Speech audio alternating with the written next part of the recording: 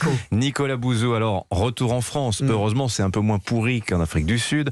On a encore de bons chiffres sur le front de l'emploi au premier trimestre. Oui, 70 000 emplois nets ont été créés au premier trimestre. Ce sont des équivalents temps plein. On parle du secteur privé. Ça veut dire que la France compte 20,6 millions d'emplois en tout. On est bien au-dessus du niveau d'avant la pandémie. Alors attention néanmoins, vous le disiez Dimitri, parce que la stagnation de l'activité au premier trimestre devrait faire ralentir les créations d'emplois, sans parler de la hausse des taux d'intérêt qui se profile pour juillet, qui a été annoncée par la Banque Centrale Européenne. D'ailleurs, on a déjà un premier signal faible. On voit que l'intérim commence à baisser, ce qui n'est jamais bon signe. C'est un indicateur avancé du marché du travail. Alors, Jean-Luc Mélenchon, dans son meeting de Caen cette semaine, d'ailleurs, il s'en prend nominativement à vous lors de ce meeting.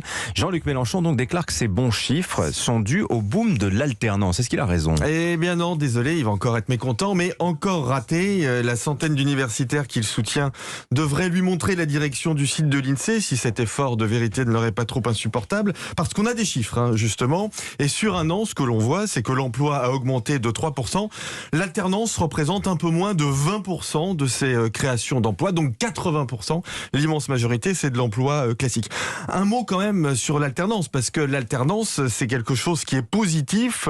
Le taux de transformation est élevé. En 2018, ce sont les derniers chiffres disponibles, 70% des apprentis trouvaient un emploi dans les 7 mois qui suivaient leur formation. On peut penser que ces chiffres se sont améliorés depuis. Alors, l'apprentissage, ça coûte cher. Je ne pense pas que ce soit un problème pour Jean-Luc Mélenchon, mais en tout cas, c'est une excellente chose et les chiffres récents traduisent un vrai succès français. Alors, la question qu'on se pose aussi, est-ce que ce quasi plein emploi alimente l'inflation ? Ah oui, Nicolas ? clairement, Dimitri, c'est un phénomène qui n'est pas français d'ailleurs, c'est un phénomène mondial et a fortiori européen. C'est la raison pour laquelle la BCE va augmenter ses taux en juillet. Quand on a de l'inflation et le plein emploi, eh bien les salaires augmentent, poussent les prix et alimentent l'inflation. Alors la France, à ce titre, est dans une position plutôt inconfortable, en dépit des progrès de notre marché du travail, parce que notre pays souffre encore d'un taux de chômage élevé, un peu plus de 7% de la population active. C'est le paradoxe français, les entreprises cherchent activement à recruter, mais elles n'y arrivent pas alors qu'il y a encore beaucoup de demandeurs d'emploi qui sont indemnisés.